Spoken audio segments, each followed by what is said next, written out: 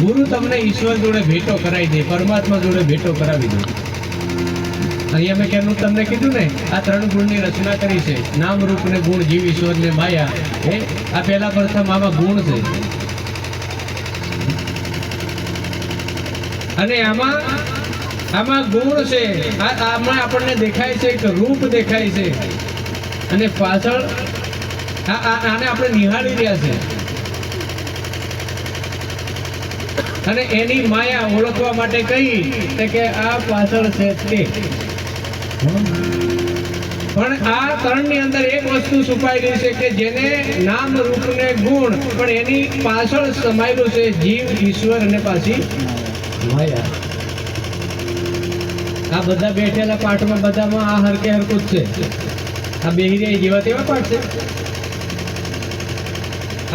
આ પાઠમાં તમને એમ લાગે કોણ પાઠ ચિત્ર્યો એમ લાગે તો તમે નક્કી કરો કે નારુભાઈ પાઠ ચિત્ર્યો, પાઠ પૂર્યો એમ. એવું આપણે કહીએ ને, નારુભાઈએ પાઠ પૂર્યો. પાઠ કોણ પૂરે તો કે કોટવાળ પૂરે, અને પ્રકાશ કોણ કરે? ગુરુ મહારાજ. આ 2 જણાનું કામ જુદું. એ પાઠ પૂરે એટલા પ્રકાશ એમનાથી નહીં કરે, કેમ કે અધિકાર જ નહીં.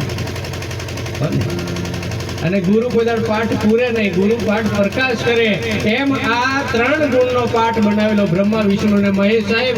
આ બધા બેઠેલા પાઠ છે ને, બધા પાઠ પૂરેલા છે, પણ ખાલી પ્રકાશ કરવાના બાકી રહેલા છે કદી. બાકી પૂરેલા તો કમ્પ્લીટ જ છે.